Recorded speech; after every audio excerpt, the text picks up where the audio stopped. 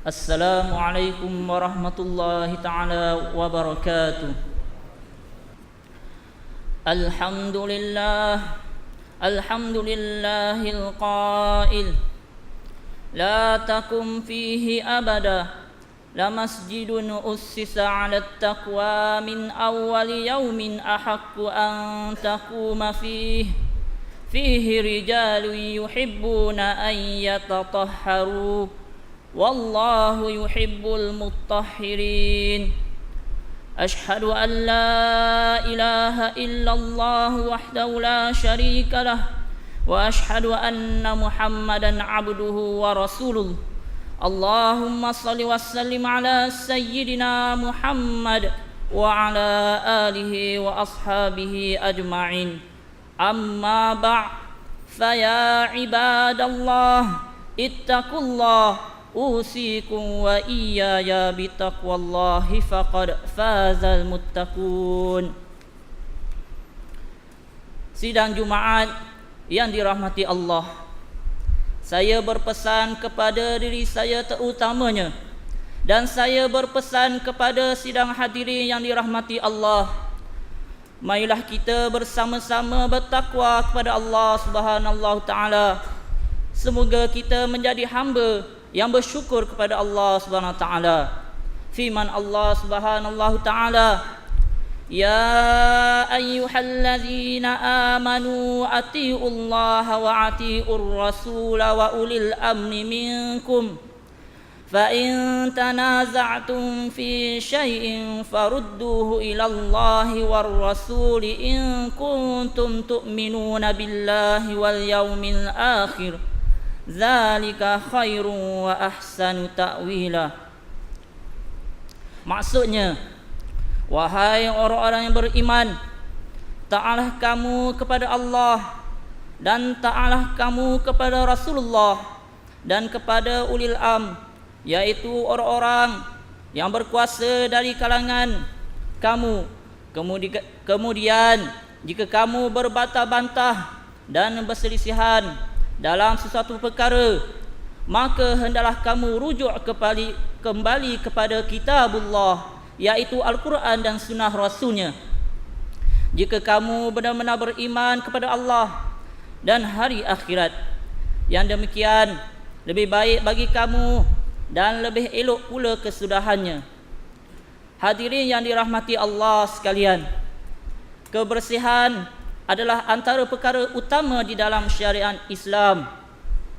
Di dalam Islam telah disyariatkan perintah menjaga kebersihan dan menganjurkan supaya umatnya sentiasa menjaga kebersihan rohani dan jasmani, yang juga bermaksud supaya umat Islam sentiasa bersih, kemas dan ceria dalam kehidupan seharian.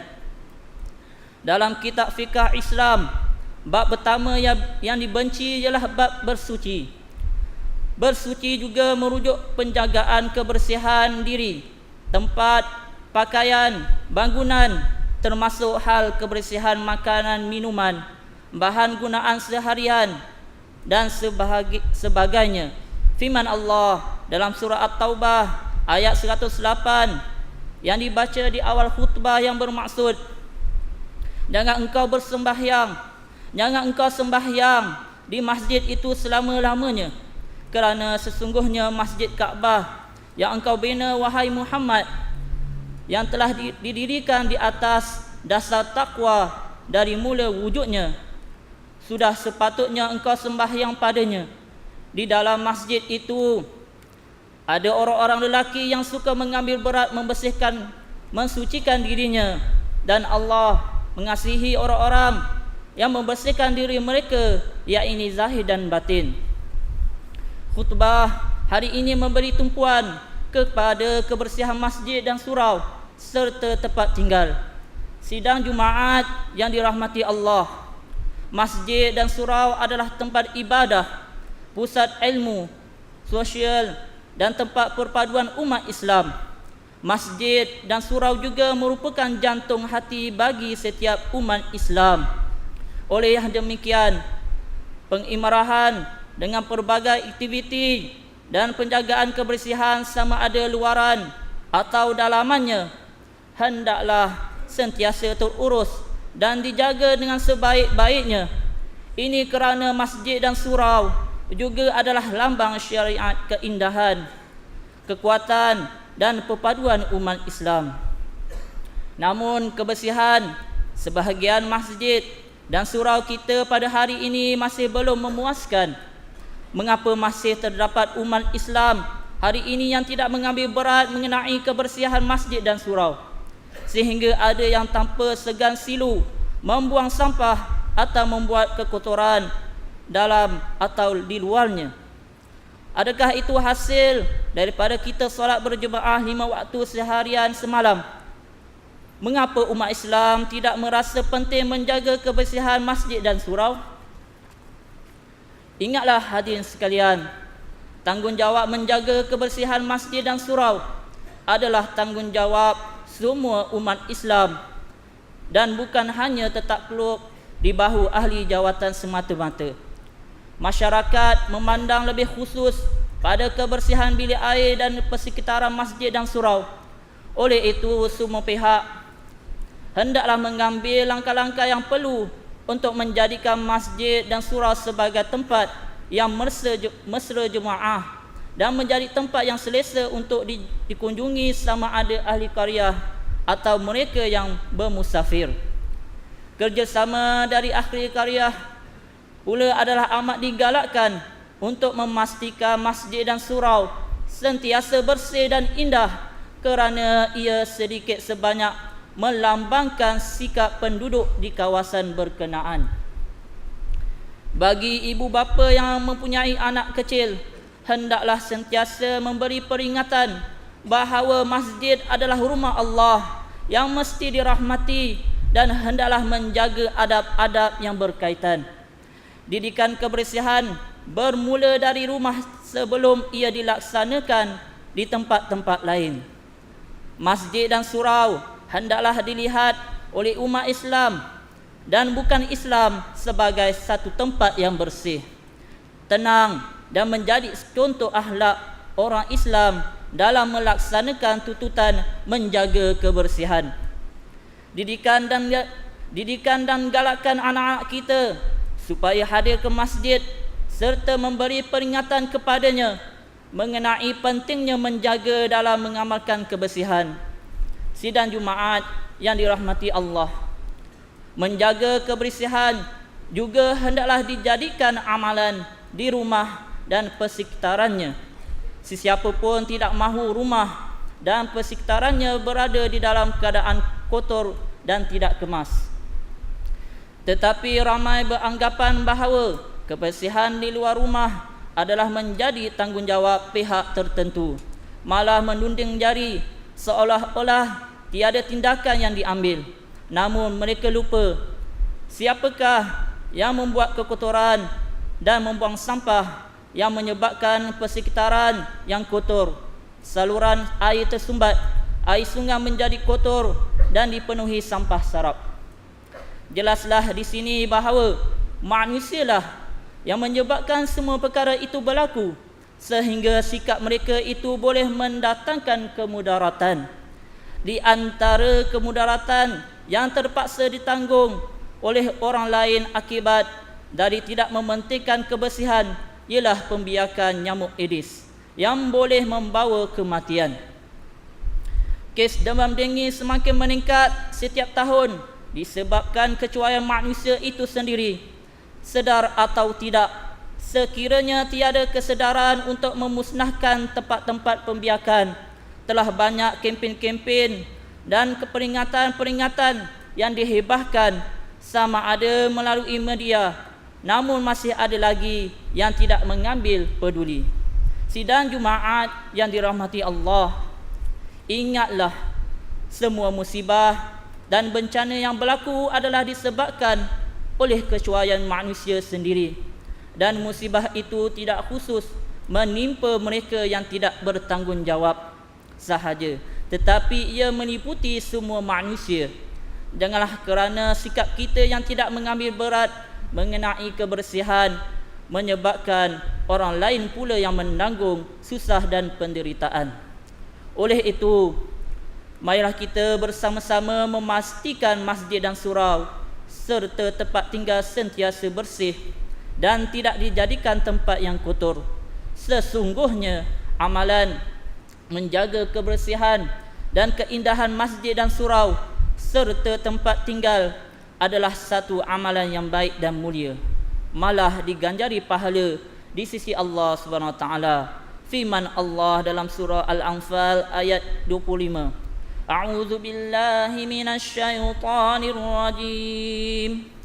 Wattaqu fitnatan la tusibanna allazina zalamu minkum khassah wa'lamu annallaha syadidul iqab. Maksudnya, dan jagalah diri kamu daripada berlakunya dosa yang membawa bala bencana yang bukan sahaja akan menimpa orang-orang yang zalim di antara kamu secara khusus, tetapi akan menimpa kamu secara umum. Dan ketahuilah bahawa Allah amat berat azab siksaannya. Barakallahu li wa lakum bil Qur'anil azim wa nafa'ani wa iyyakum bima fihi minal ayati waz zikril hakim. وتقبل مني ومنكم تلاوته إنه هو السميع العليم. أقول قولي هذا وأستغفر الله العظيم لي ولكم ولسائر المسلمين والمسلمات والمؤمنين والمؤمنات فاستغفروه فيا ذا المستغفرين وجنات التائبين. الحمد لله حمدا كثيرا كما أمر.